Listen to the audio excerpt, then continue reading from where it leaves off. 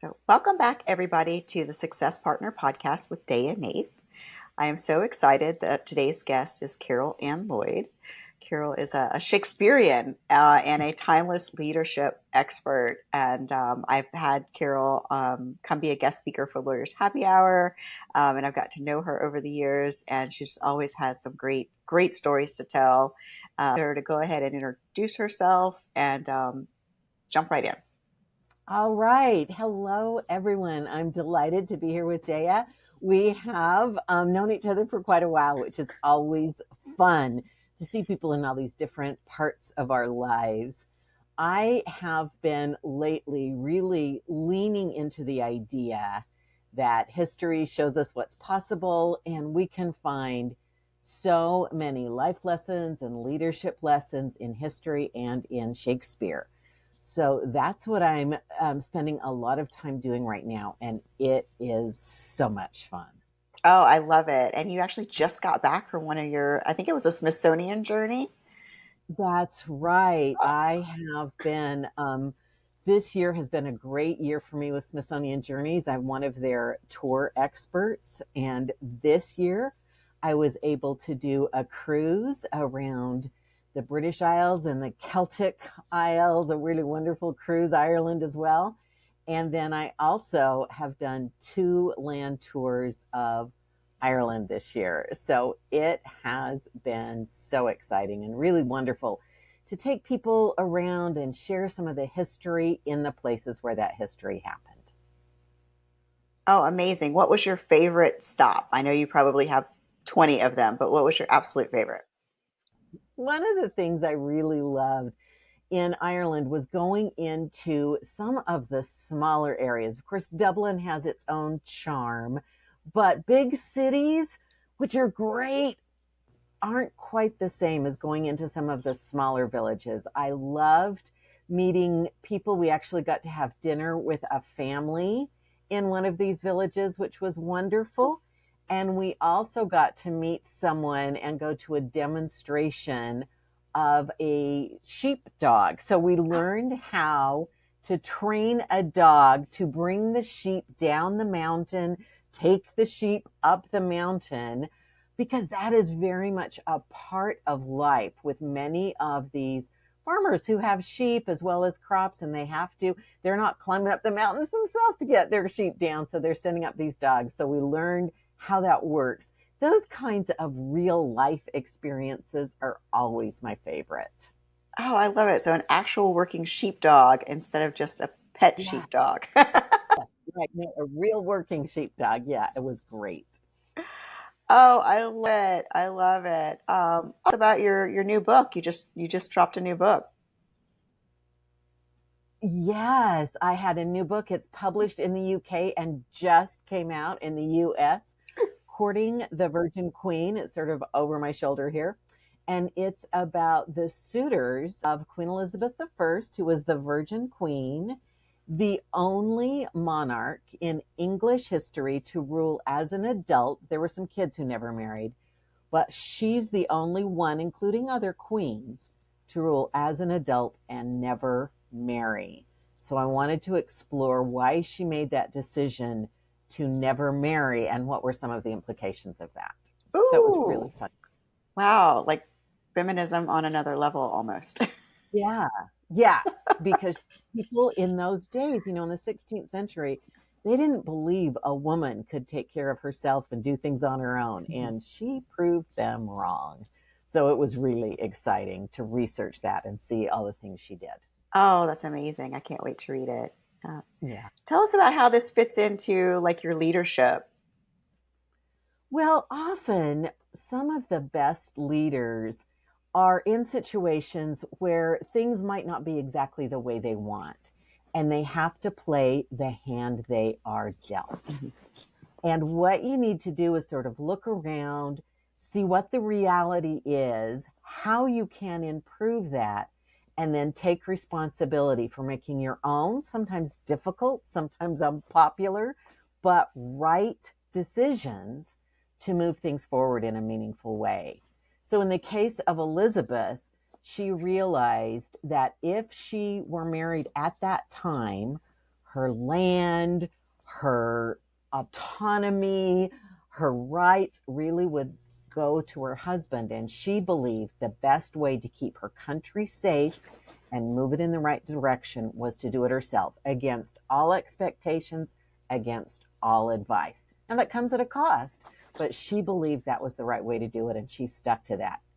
I think in all kinds of situations, we find ourselves maybe not being in exactly what we want. Things aren't going the way we want, but we take the cards we're dealt and we play them to the best advantage. And I think she's a great example of that for us today.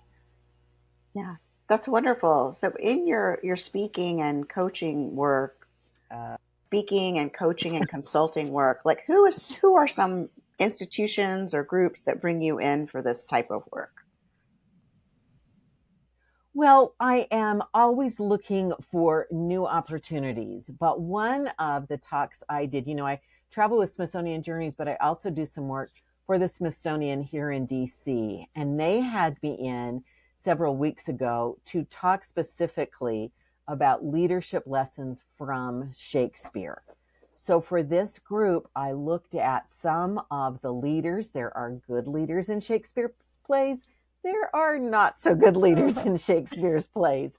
But what we find is Shakespeare mostly wrote about leadership.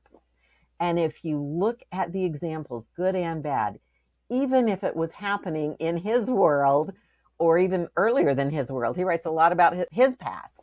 Um, those principles, like listening to what people are saying and knowing what they need to hear, to treat conversations like relationship building rather than transactions. Those lessons that play out in Shakespeare's plays are so instructive for today. And so that was a great discussion to have with all kinds of people. I mean, it's a mixed audience with Smithsonian, but all kinds of people who are in different types of organizations or different areas of their own lives where they want to have more leadership. I love that. It is a huge institution. So congrats for doing that. About how many people were in that program? There are usually, and I do different programs for Smithsonian, and Hmm. sometimes I can't forget, but we usually have 300 people. A lot of these programs are now done online. Okay. And so they are open to the public as opportunities. And so, yeah, they're sort of the sky's the limit for how many people can sign up, but usually 300 as a general rule. Oh, wow. All right. Do you go into like corporations and as well? Yes, I haven't been doing as much of that since COVID. I will tell you, I do some on site, but most organizations I've been working with, even with training, have wanted to do their training online. Okay. So I'm doing a lot of programs online. I do some subcontracting for larger organizations and go in, but most of what I've been doing is online, which is its own interesting way of connecting with people because so much of our life has turned out to be online. So we have to have strategies for connecting in different ways. And again, that's something that's been true really through history. Okay, maybe this is the first time we're doing it on Zoom, but there has been new technology throughout history, whether it's the printing press, whether it's been transportation that allows us to move faster, even the rise of literacy. So you're writing a letter instead of speaking with someone in person.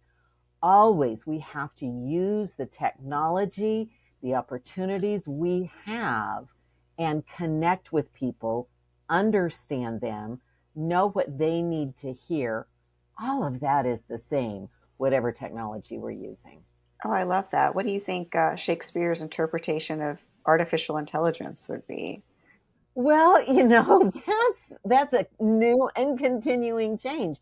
But imagine in his day, they were discovering new lands. Hmm. They were discovering new plants when the potato comes over for the first time, when tobacco comes over for the first time. All of these things were brand new. And so, in some ways, he was grappling with technology and things that are moving so quickly you can barely keep up with them.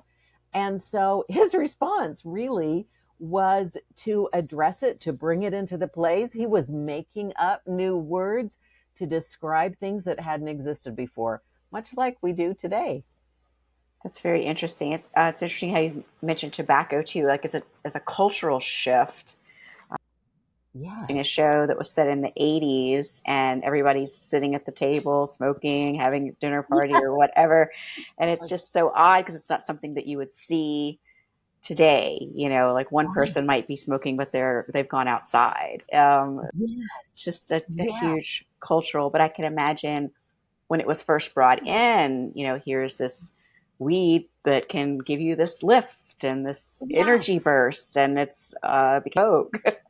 Yes, it did. And the way people started using it and going from a group to an individual. It's just really interesting to see all these things.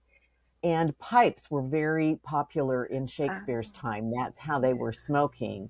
And you could rent a pipe when you went to the theater.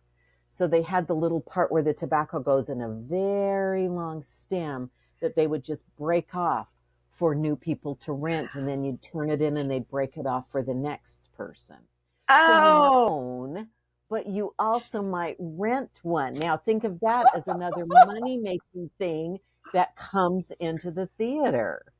So, again, always adjusting to new opportunities. We know now it's not the healthiest thing in the world, but in those days, those health issues weren't front and center. So there were just all kinds of changes. And again, responses to what's in front of you. How can we use this? What can we do?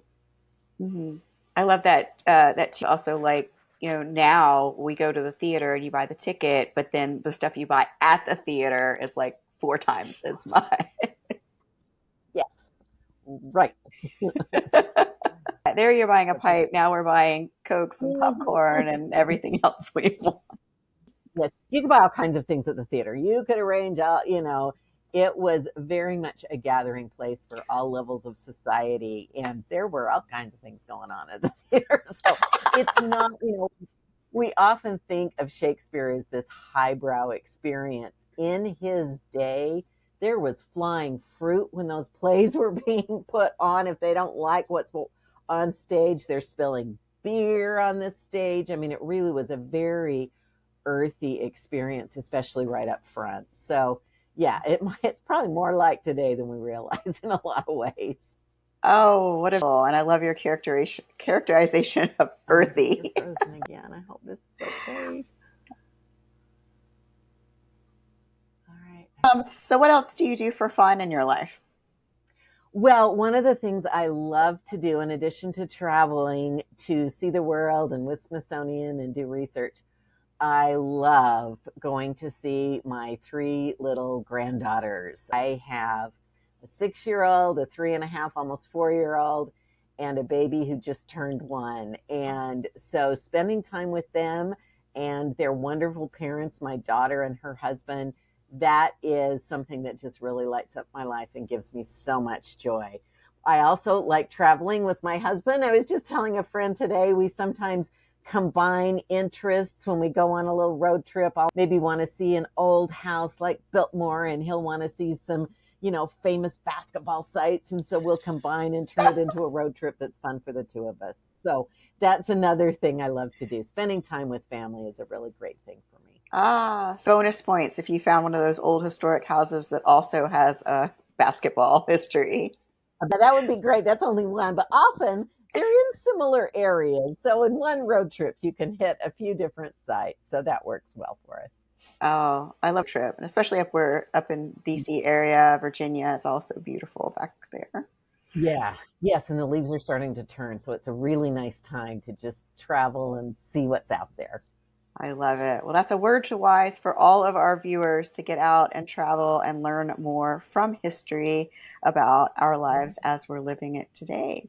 Thank you again, Carol Ann, and thank you again, listeners, to the Success Partner podcast. Until next time. Thank you. Bye bye.